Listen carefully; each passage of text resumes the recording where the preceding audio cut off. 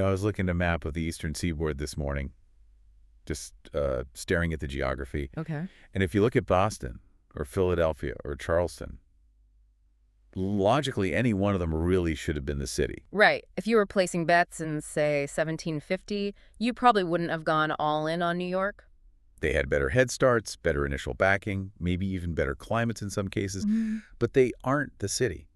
There is only one global capital that dictates the price of money, the trends in fashion, and the narrative of the media all at once. We're talking, of course, about New York. The imperial city, as it's often been called. Exactly. But here's the problem. Everyone thinks they know New York. We've all seen the same B-roll footage of Times Square, the same steam rising from the manholes in movies. It feels familiar. It feels so familiar. But looking at the research stack you've pulled together for this deep dive, I realize my mental model of New York is, well, it's completely wrong. How so? What was off about it? I always thought of New York as a place, a destination, a finished product. But the source material paints it more like a machine. Yeah. Or a biological entity. A living organism is the phrase the urban theorists use, and it's a crucial distinction. Most cities are planned to some degree. Think of D.C. or Paris with those grand boulevards. Sure. New York wasn't planned in that aesthetic sense. It accumulated. Accumulated. I like that word. Yes, it's a stack. You have geological layers, historical layers, economic layers, all pressing down on top of each other. The core thesis we really need to start with is that New York is defined by creative destruction. It is unfinished by design. Unfinished by design. Right. If you go there expecting a static, finished museum piece, you will hate it. You have to understand that the turbulence, the noise, the construction, the constant churn of gentrification, that is the product. So our mission today is to strip away the I Heart NY t-shirt vibe. We're going to look at the mechanics of this machine. Get under the hood. We're going under the hood. We're going to cover the deep history, specifically why its geography made this economic dominance almost inevitable. We'll get into the complexity of the borough system and, the friction between the massive wealth and the immigrant grind. And we have a strategy for you, the listener. Because New York is overwhelming, we've synthesized a kind of battle plan for how to actually experience the city's layers in a single day without losing your mind. A battle plan is definitely what you need. But before we get to the hot dogs and the subways, we have to go way back. And I don't mean to the 1700s. I mean to the dirt, the bedrock itself. Because one thing the research highlights is that you literally cannot build New York without the specific geology of Manhattan. Correct. You have to start with Mannahatta. The island of many hills. Right. This is the Lenape name for the island. Sure. And this is the very first layer of that accumulation we talked about. If you stripped away all the concrete today, you'd find that Manhattan is actually incredibly rugged terrain. I would not have guessed that. It's known for its schist, that hard, metamorphic bedrock. And it's not uniform. It's like the spine of some ancient creature buried just under the surface. And this schist becomes critical for the skyscrapers later on, right? Yeah. I remember reading that the skyline has that famous dip in the middle because of this very thing. It's absolutely crucial. You can only build tall, at least with early 20th century technology, where that bedrock is close to the surface. So you can anchor the foundations. You need something solid to anchor to. That's why you have a massive cluster of towers in Midtown and another huge cluster downtown in the financial district. Right. But a valley of shorter buildings in between in neighborhoods like Chelsea or Greenwich Village, the bedrock dips too deep there. So the geology dictated the architecture 300 years before the architecture even existed. It's wild, isn't it? It's a geological blueprint. That is wild. I also read in the notes about the ecology. The Hudson Estuary wasn't just a nice feature. The sources describe it as a caloric gold mine. It was a superpower, an absolute superpower. The oyster beds alone, we are talking about something like 220,000 acres of oyster reefs. That's half the world's supply at the time. Half the world's supply. In that one estuary. And oysters are incredible. They filter the water, they stabilize the shoreline. The Lenape weren't just living off the land in a passive way.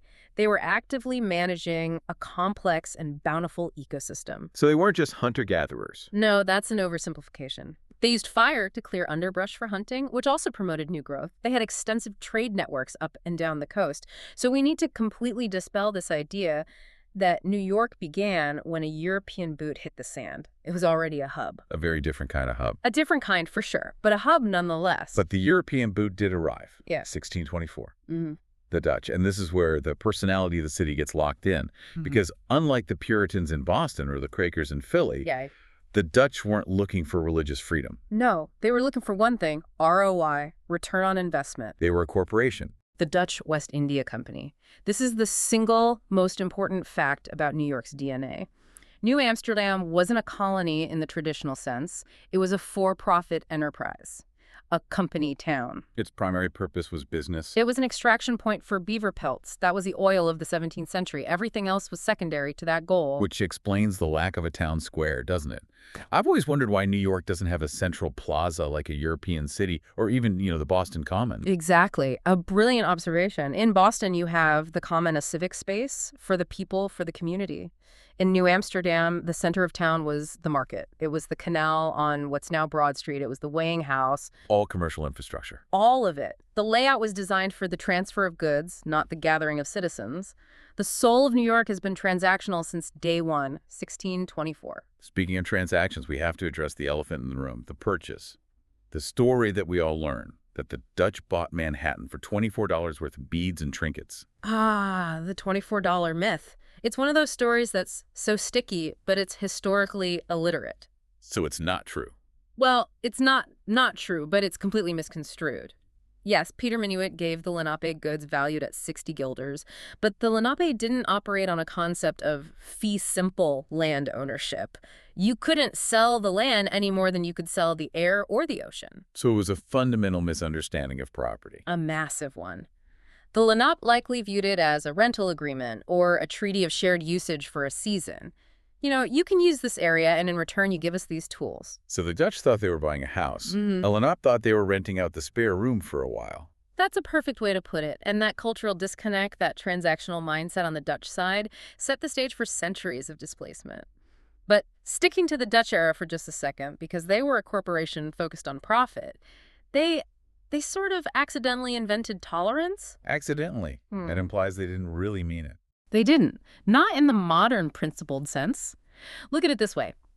If you are a religious colony like Massachusetts Bay, you only want people who pray exactly like you. Uniformity is the goal. Right. If you are a business, you don't care who you trade with or who works for you, as long as the ledger stays black. You just care if they can do the job and pay their bills. Exactly. New Amsterdam had 18 languages spoken in a population of just 500 people. It was a chaotic port town from the very beginning. You had Jewish refugees arriving from Brazil after the Portuguese reconquered it. You had Italians. You had a significant population of enslaved Africans who, by the way, built the wall that Wall Street is named after. Wait, I knew about the wall, but I didn't realize the diversity was that immediate. It wasn't something that happened later with Ellis Island. It was immediate and necessary for the business to function. In fact, the Dutch governor, Peter Stuyvesant, actually tried to turn away a group of Jewish refugees. He was a notorious bigot. But his bosses back in Amsterdam, the board of directors of the corporation, wrote him a letter saying, essentially, don't be an idiot. We need the manpower and the capital. Let them in. Profit over prejudice. That is the New York motto, for better and for worse. So the British take over in 1664. They rename it after the Duke of York. Yeah. But they can't scrub out that mercantile nature. It's already baked in. The die is cast. Okay. Yeah. So let's fast forward a bit. We go through the Revolution. Washington gets inaugurated on Wall Street, which is a nice poetic touch. But the city is still just a major port. It's competing with Boston, Baltimore, Philadelphia. What is the moment it wins? When does it become the Empire City? 1825. One project. The Erie Canal. I feel like we all learn about this in fourth grade history class and then promptly forget it. They dug a ditch. But looking at the economic data and the source material, this wasn't just a ditch. This was a nuclear event for the American economy. It is absolutely impossible to overstate its importance. You have to look at the topography of the United States. The Appalachian Mountains are a wall, a massive wall. They cut off the entire Atlantic coast from the fertile interior of the continent, the Midwest. If you're a farmer in Ohio. If you were a farmer in Ohio, getting your corn to New York was a nightmare. It cost a fortune. You had to float it all the way down the Mississippi to New Orleans through Spanish territory or haul it over treacherous mountains by wagon. And New York had the only break in that wall. The Mohawk Valley. A perfect sea-level gap in the mountain chain. It was a geographic cheat code. The governor, DeWitt Clinton, pushed this insane project through despite everyone calling it Clinton's ditch. So what did it actually do to the numbers? The math is just undeniable. Before the canal, shipping a single ton of flour from Buffalo on Lake Erie to New York City cost roughly $100. $100 in 1820s money. Exactly. After the canal opened, $6. Wow. Wait, from 100 to 6, that's a 94% price reduction? Overnight, just like that. Suddenly, every bushel of wheat, every timber log, every pig from the entire Midwest had to flow through New York Harbor to get to Europe. And every manufactured good from Europe had to flow through New York to get to the Midwest. It became the funnel? It became the mandatory funnel for the entire continent's commerce.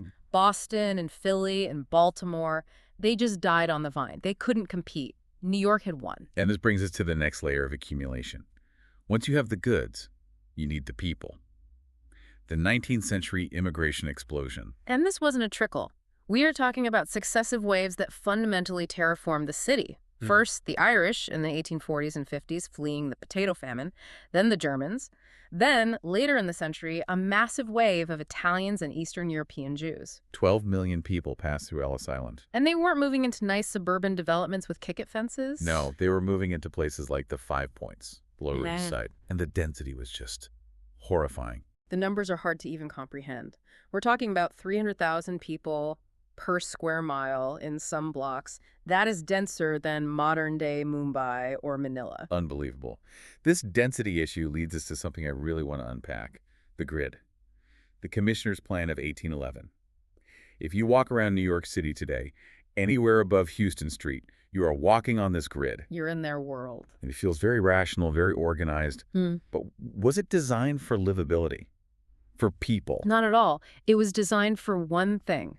Real estate speculation. To make it easy to sell land. Exactly. The commissioners were quite frank about it. They wrote that right-angled houses are the most cheap to build and the most convenient to live in. It was a developer's dream. They bulldozed the natural hills, filled the ponds, and laid this relentless mathematical grid over the natural landscape of Manhattan. It's an algorithm for selling lots. Perfectly put. It treats the land itself as a commodity to be sliced up and sold. There's that commercial DNA again. But the grid had a fatal flaw, didn't it? It did. A massive one. It didn't account for public space. No parks, no plazas, nothing. Just sellable lots. By the mid-1800s, the city was choking on its own growth. So the wealthy elite, who were making money hand over fist from this system, they looked around and realized they couldn't actually enjoy their wealth because the city was so filthy and crowded. Right. What's the point of being a millionaire if you can't breathe clean air? Enter Central Park. The lungs of the city. But again, we have to be precise. Don't think of Central Park as preserving nature. It's a completely manufactured landscape. It's not a patch of forest they left alone. Not even close. Frederick Law Olmsted and Calvert Vaux moved more earth to build Central Park than was moved for the entire Erie Canal. They used gunpowder to blast the schist into the shapes they wanted. They planted every single tree. So it's an engineering marvel designed to look natural. Exactly. It's meant to give the illusion of the pastoral countryside to people who were trapped in this brutal industrial machine. It really is a city of these incredible contrasts. You have the Gilded Age tycoons, the Rockefellers, the Carnegies, the Vanderbilts, building these French chateaus on Fifth Avenue. Right across the street from the park they just created. And 10 blocks south, you have people sewing shirts in unheated tenements for pennies an hour. And that tension, that friction between extreme wealth and extreme poverty, it creates the energy, it creates the labor unions, it creates the corrupt political machines like Tammany Hall. It's the engine of the city. But physically, by the late 1800s, the city had run out of room. It hit the water on all sides. It couldn't throw out. So at the turn of the 20th century, it did the only thing it could do. It went vertical. The elevator plus the steel frame construction. This is the technological unlock. Before this, you couldn't build higher than 5 or 6 stories. The walls had to be incredibly thick at the bottom to support the weight. And frankly, nobody wanted to walk up more than 5 flights of stairs. So the elevator made the top floors, which used to be the worst rooms, the servants' quarters because of the stairs, into the penthouses. It literally inverted the social hierarchy of the building. That's fascinating. And you get the skyscraper wars, the Woolworth building, then the Chrysler, then the Empire State. These weren't just office buildings. They were huge, gleaming billboards for American capitalism. I want to pause on the 1916 zoning resolution, though, because this is another one of those bureaucratic details that explains why New York looks the way it does. Why do old skyscrapers look like wedding cakes? Why do they get skinny at the top? It's because of one building, the Equitable Building. It went up in 1915, and it was just a massive block. It went straight up from the sidewalk for 40 stories. The sheer cliff face. A sheer cliff face. It cast a 7-acre shadow over the financial district.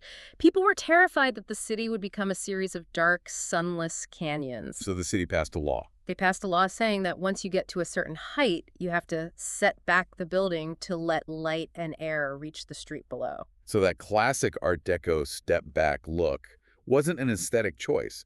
It was a legal requirement. It was bureaucracy crystallized in stone.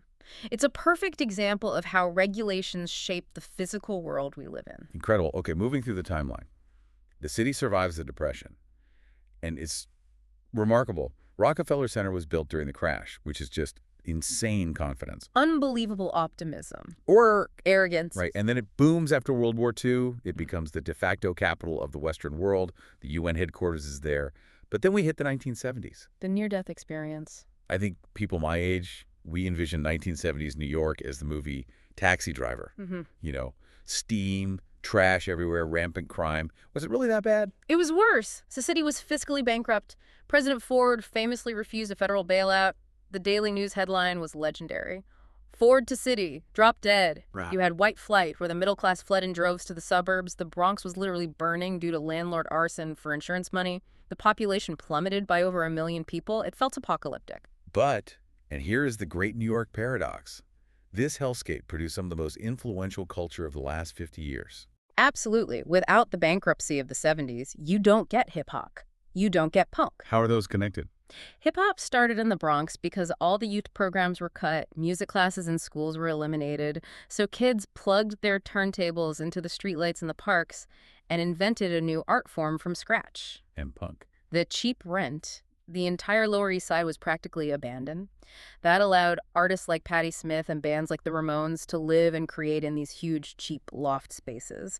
The chaos was the fertilizer for creativity. So creative destruction is literal here. The destruction of the city's economy allowed for the creation of this groundbreaking culture. Exactly. When the money leaves, the artists can afford to move in. That's a cycle you see again and again. Which brings us to the modern era. The revitalization of the 90s, the massive gentrification, and then the scar of 9/11. Which we can't gloss over. 9/11 wasn't just an attack on buildings. It was an attack on the idea of New York. The World Trade Center was chosen specifically because it represented that global commercial power we talked about. And the rebuilding process. It was slow, it was painful, it was full of political infighting, but the fact that One World Trade stands there now, it's a statement of sheer stubbornness. New York just refuses to be erased. So that brings us to the present day. We have this layered history, Dutch corporate roots, an accidental geography that made it a monopoly on trade, a grid designed for sales, and a vertical ambition born of necessity. Now let's talk about how this machine makes money today. Because it's not just guys in suits yelling, sell, on a trading floor anymore. No, not at all. If New York City were a country, its GDP would rank it in the top 10 or 15 economies in the world. But the key to its survival, unlike a city like Detroit, for example, is diversification. It is emphatically not a company town. Right. Detroit had cars, Pittsburgh had steel. When those industries wavered, the cities collapsed.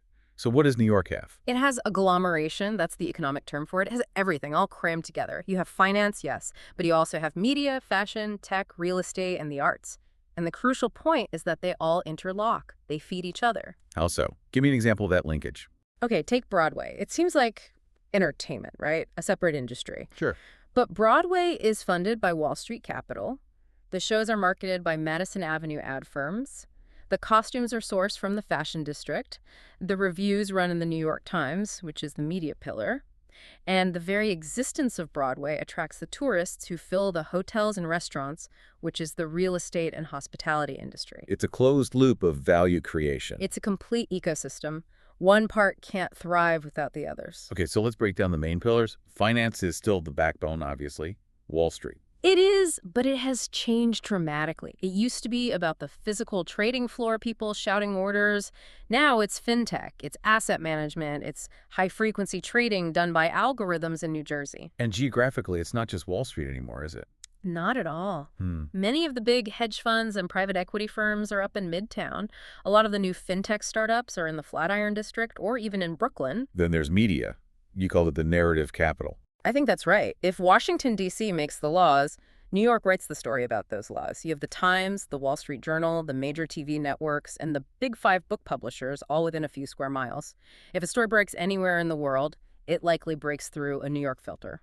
The one that surprised me in the research was tech. I usually think of San Francisco, maybe Austin, but Silicon Valley is a huge deal. There's a massive player now. Google, Meta, Amazon, they all have enormous campuses here.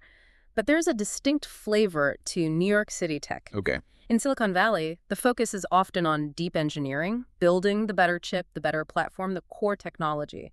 In New York, tech is applied. Applied how? It merges with the city's other dominant industries. You have fintech, which is finance plus tech. You have prop tech, real estate plus tech, ad tech, media plus tech. I see. Companies like Peloton or Etsy or Kickstarter make perfect sense in New York because they are about design, lifestyle, media, and commerce, not just pure code. And we can't forget real estate as an industry itself. The source material calls it a civic conversation. Because it is. In most places, real estate is just business. In New York, it's a sport. It's a religion. Because the island is finite, land is the ultimate scarce resource. So every square inch is fought over. Constantly. Zoning disputes aren't just bureaucratic. They determine if your apartment gets any sunlight. There's a multi-million-dollar industry in air rights where buildings literally sell the empty space above them to their neighbors so they can build taller. That's incredible. So despite the high taxes, the insane cost of living, the noise, why do companies and people stay? The obituary of New York has been written 1,000 times, especially post-COVID when everyone said remote work would kill it. It comes back to density, that idea of agglomeration. You can work from home in a farmhouse in Vermont, and that's lovely, but you cannot replicate the serendipity of New York. The random encounters. You might be a fintech founder, but you're sitting on the subway next to a playwright and a fashion designer. You're getting coffee next to a book editor. That proximity sparks ideas. The collision rate of intellect and capital is higher here than anywhere else on Earth. The collision rate, I like that. It implies impact, maybe a little bit of danger. A little bit of both. Exactly. Okay, we've dissected the history and the economy. Now let's get on the street. We need to explore the actual layout. The source material breaks Manhattan down into 3 distinct zones: downtown, midtown, and uptown. And they function almost like different cities with different rules and different vibes. Let's start downtown then. This is the oldest part, the crooked streets that predate the grid. This is where it all began, the financial district. During the day, it's a canyon of capital. You have the charging bull, the stock exchange. It's all about money. But then, right in the middle of this capitalist fortress, you have the 9/11 memorial. The reflecting pools. The pools are set in the exact footprints of the original towers.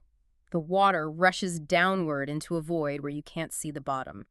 It is an incredibly somber, quiet, powerful space in a neighborhood that's defined by noise and money. It completely grounds the area. Then you move a little north to neighborhoods like Soho and Tribeca. These used to be industrial, right? Factories and warehouses. Completely. Soho stands for South of Houston Street. It has the largest collection of cast iron architecture in the world. Cast iron. Yeah, in the 1800s, it was the prefab construction of its day. You could literally order a building facade from a catalog in a place like St. Louis and have it shipped and bolted onto your building. And now those factory floors are $10 million lofts. That is the quintessential cycle of New York real estate. The artists moved into the abandoned factories in the 70s because they were huge and dirt cheap. They made them cool. Then the lawyers and bankers moved in because they were cool. Then the artists got pushed out to Brooklyn. A story as old as time. Moving north again, we hit the Village, Greenwich Village. The bohemian capital of America. The streets are famously confusing. West 4th Street intersects with West 10th Street, which makes no geometric sense at all. It's a nightmare if you're trying to navigate. But that confusion protected it from the heavy traffic of the grid. It allowed a counterculture to flourish here for a century. You had Bob Dylan and the folk scene, the Beat Generation, the Stonewall Inn, and the birth of the gay rights movement. It has this deep, revolutionary history disguised as a quaint, leafy neighborhood. And Washington Square Park is its center. If you want to see a crass section of humanity, you just sit on a bench there for 20 minutes. It's the living room of downtown, absolutely. Okay, we cross 14th Street, Now we are in the grid. We are officially heading to Midtown. The intensity dial goes to 11. This is the New York of the postcards, the Empire State Building, Rockefeller Center, Times Square. It is commercial, crowded, and intentionally overwhelming. But you have to appreciate the sheer scale of it. Grand Central Terminal is here. Can we talk about Grand Central for a second? Hmm. Because it's so much more than just a train station. It is a temple. You have to remember, when it was built, railroads were the most powerful corporations in America, and they wanted you, the passenger, to know it. The main concourse is massive, with that celestial ceiling painted with the constellations, which, fun fact, is actually painted backwards. Backwards? What do you mean? The stars are in a mirror image of how we see them. The official explanation from the Vanderbilt family, who built it, is that it's the view from God's perspective, looking down at the stars from outside the celestial sphere. And the unofficial explanation? The cynical explanation is that the painter held the star map upside down. I prefer the cynical one. It feels more New York. It probably is, yeah. Then we cross 59th Street, the southern border of Central Park, and we're uptown. The vibe shifts again completely. It gets quieter, more residential, wealthier. You have the Upper East Side and the Upper West Side flanking the park like two different worlds. The Upper East Side is old money, right? Museum mile. That's the stereotype. And it's largely true. You have the Met, the Guggenheim, the Frick Collection. It's very manicured, very proper. The Met is an encyclopedic museum. It literally tries to hold the entire history of the world in one building. It represents the ambition of those Gilded Age tycoons we talked about. They wanted to buy culture for America and put it in their neighborhood. And the Upper West Side, how is it different? It's also wealthy, but more intellectual, maybe a little more relaxed, academic. You have Lincoln Center for the Performing Arts. You have the American Museum of Natural History. It feels more lived in, with families and grocery stores like Zabar's. And then further north, we have Harlem. Essential. Absolutely essential. You cannot understand American culture without understanding Harlem. The Harlem Renaissance of the 1920s redefined Black identity in America. Think of Langston Hughes, Zora Neale Hurston, Duke Ellington. And that legacy is still there. It's everywhere. The Apollo Theater is still there. The brownstone architecture is magnificent. The food, the music, it has a soulfulness that the rest of Manhattan often lacks. So that is the stage. That is Manhattan. But here is where it gets really interesting. The critique of most visitors, and even a lot of media, is that they never leave Manhattan. But the vast majority of New Yorkers don't live in Manhattan. Exactly. Manhattan is the office. The other 4 boroughs are the home. And we have to start with the biggest one in the cultural imagination right now, Brooklyn. The studio to Manhattan's stage. I like that analogy. It's perfect. Brooklyn has rebranded itself globally. It used to be where you moved because you couldn't afford Manhattan. Now, for many people, it's a destination in its own right. It's huge, though. It's not one place. Yeah. On its own, it would be the 4th largest city in America. You have these distinct worlds within it. You have Brooklyn Heights, which looks like a 19th century movie set with that famous promenade looking back at the skyline. Then right next to it, you have DMBO. DUMBO, Yeah. down under the Manhattan Bridge overpass. Right. And there's that one specific spot on Washington Street where you see the Empire State Building framed perfectly through the legs of the Manhattan Bridge. It's all over Instagram. It might be the most photographed street in America, but again, look at the history. Dumbo was all industrial warehouses just 30 years ago. Yeah. Now it's tech startups and multi-million-dollar luxury condos. The churn is visible right there. Then you have Williamsburg, the global capital of hipster, and deeper in, places like Park Slope with its brownstones. We're all the way out at Coney Island. Coney Island is fascinating because it's the people's playground. The Wonder Wheel, the Cyclone roller coaster. It's gritty and sticky and deeply nostalgic. It feels like a completely different era from the rest of the city. Okay, let's pivot to Queens. Oh. The source material calls it the world's borough. And it is, no contest. If Brooklyn is about being cool, Queens is about being real. It is the most ethnically diverse urban area on the planet. I read a statistic that there's something like 800 languages spoken in New York City, and the vast majority of them are spoken in Queens. That is correct. And that diversity translates directly to the food. You don't go to Queens for fancy white tablecloth service. You go to Flushing for the best, most authentic Chinese and Korean food outside of Asia. You go to Jackson Heights for Tibetan momos or Colombian arepas. You go to Astoria for incredible Greek seafood. So the 7 train, which runs through Queens, is basically a culinary tour of the world. They call it the International Express. And it is. And then the Bronx, the only borough that's actually attached to the mainland United States. The Bronx has a tough reputation because of what happened in the 70s, but it is, believe it or not, the greenest borough. You have Van Cortlandt Park, the Bronx Zoo, the New York Botanical Garden, and culturally, it gave the world hip-hop. That is arguably New York's greatest cultural export of the last 50 years. And you can't talk about the Bronx without mentioning Yankee Stadium. The cathedral of baseball. Even if you hate the Yankees, the energy there is just undeniable. It's a civic monument. And for great Italian food, forget Manhattan's Little Italy. You go to Arthur Avenue in the Bronx. Finally, Staten Island, the forgotten borough. It often gets left out. It's the most suburban of the five. Yeah. It's politically very different, often leans more conservative than the rest of the city. But for you, the visitor, the Staten Island Ferry, is the single best hack in the city. Why is that? It's free, it runs 24 hours a day, and it sails right past the Statue of Liberty and gives you a panoramic, postcard-perfect view of the lower Manhattan skyline. You get $1 million view for absolutely $0. Okay, so we have the history, the economy, the geography of the 5 boroughs. But this is the deep dive. We promised the listener a strategy. Because the biggest mistake people make is they try to do everything and they end up exhausted and angry on a street corner by 3 p.m. Museum legs is a real medical condition in New York. You have to preserve your energy. So we've put together a curated one-day itinerary, a strategic strike to experience the layers of the city. The golden rule is simple. Do not zigzag. Do not go from the Statue of Liberty to Central Park and then back downtown to the Village. You will spend your entire day on the subway. We are going south to north. A logical progression. Okay, walk me through the morning. You're going to start early, say 8 a.m., go to Battery Park at the southern tip of Manhattan. The city is still quiet. The light coming off the harbor is beautiful. You look at the Statue of Liberty from the shore. My advice is don't lose half your day taking the ferry out to the island unless you are a die-hard history buff. See it from a distance? Check. Then what? Walk north into the financial district, see the Bull, see the exterior of the stock exchange, and then spend a few quiet moments at the 9/11 memorial. It's incredibly impactful in the morning silence before the crowds arrive. Then you pivot, you walk onto the Brooklyn Bridge. All the way to Brooklyn. You can if you have the legs and want to grab lunch in DMBO. Yeah. But even just walking to the first tower and back is enough. The view from the bridge, looking at that jagged skyline, is essential. It's the New York you've seen in movies. Okay, midday. The city's energy is ticking up. Now you head back into Manhattan, take the subway up to the West Village, and just get lost for an hour.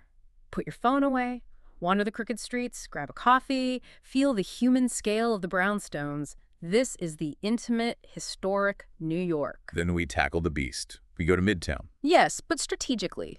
Late afternoon. You want to do one observation deck. My recommendation is Top of the Rock at Rockefeller Center. Why that one and not the more famous Empire State Building? It's simple logic. Because if you are standing on the Empire State Building, you can't see the Empire State Building in your photos. Ah. The view from the Rock gives you that classic, perfect skyline with the Empire State front and center. It's the better photograph. That is smart. And for dinner. You head uptown, maybe Hell's Kitchen for its incredible variety of restaurants, or the Upper West Side for a classic cozy bistro vibe. Have a relaxing meal. And the grand finale. This is controversial, but I stand by it. After dinner, after dark, you go to Times Square. But you only go for 20 minutes, max. Get in, get out. A surgical strike. It is a sensory assault. The lights are blinding. The crowds are insane. It is a pure spectacle of global capitalism. Let it wash over you, feel the awe and maybe the horror of it, and then leave. Go find a quiet jazz bar or just go back to your hotel and go to bed. You have experienced the full spectrum of the city. That sounds like a solid plan. But before we wrap up, I want to zoom out one last time. We've talked about the machine, the accumulation, the grid. What is the one big takeaway for the listener? I think it comes back to that core idea of the city being unfinished. New York is not a museum. It's not a place you can check off a list. It is a process. It is constantly, violently tearing itself down and rebuilding itself into something new. The creative destruction. Exactly. Whether it's the Dutch building over the Lenape trails, or the skyscrapers replacing the Gilded Age mansions, or the luxury condos replacing the artist lofts, it is a place of constant, relentless churn. Which can be incredibly exhausting. Incredibly exhausting. But that is also what makes it magnetic. It demands that you keep up. So, my final piece of advice for you is this. Don't try to complete New York. You can't. Just find your own layer within that massive stack and inhabit it for a while. That is a great place to leave it. New York, the city that is never, ever done. Thanks for diving in with us. Oh, it is a pleasure. We'll catch you on the next one.